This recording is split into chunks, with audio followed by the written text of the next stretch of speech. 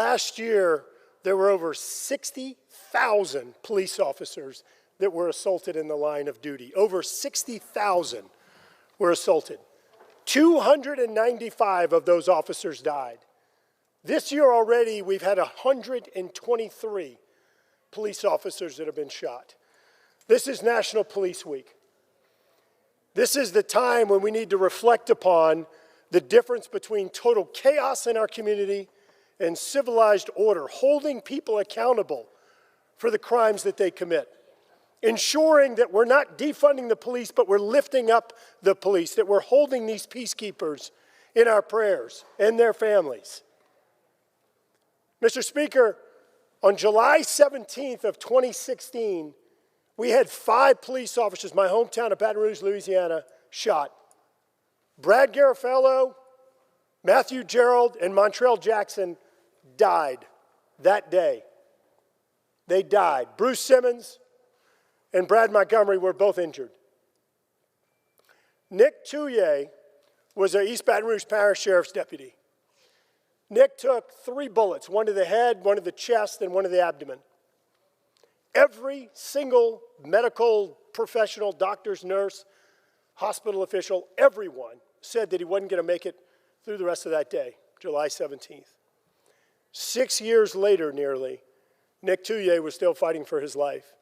He sat there for 2,119 days. 2,119 days. With his father James and his mother Mary by his side. Fighting, and Nick was unbelievable. This shooting was designed to rip our community apart. It was designed to attack law enforcement, to attack peacekeepers, to offend the police, to intimidate the police. And it did completely the opposite. Rather than ripping our community apart, it brought all of us together,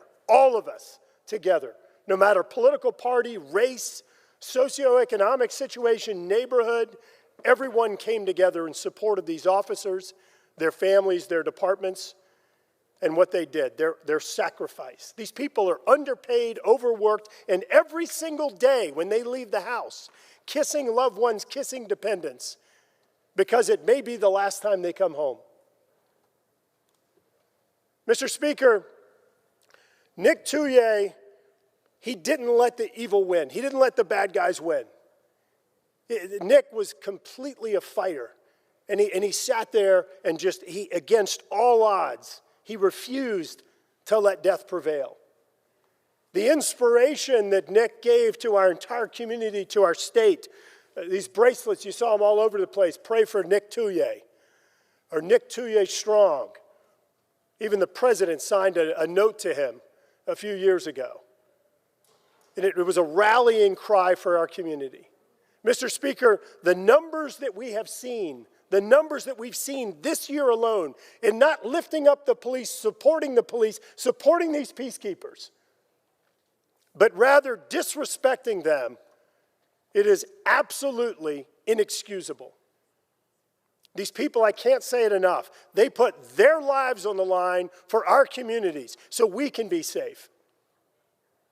Nick Tullier fought and he beat that evil. He defied all odds. But sadly, on Tuesday of this week, he was buried. After 6 years of fighting death, of saying no, of upholding good, of bringing our community together. Mr. Speaker, I want to thank the amazing work of his parents again, Mary and James Tullier, every single day at his side, making it clear to Nick that not just they were there for him, but the entire community was, that their boundless love for this man, it was so clear to him throughout this process. So clear. I want to thank his sons, Trenton and Gage, and I want to remind you, your father was a role model for our community.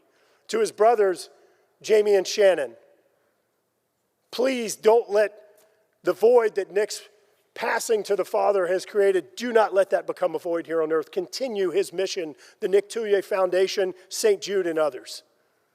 Mr. Speaker, in closing, I just want to say, the difference between chaos and order is what our peacekeepers do. Underpaid, underappreciated, overworked.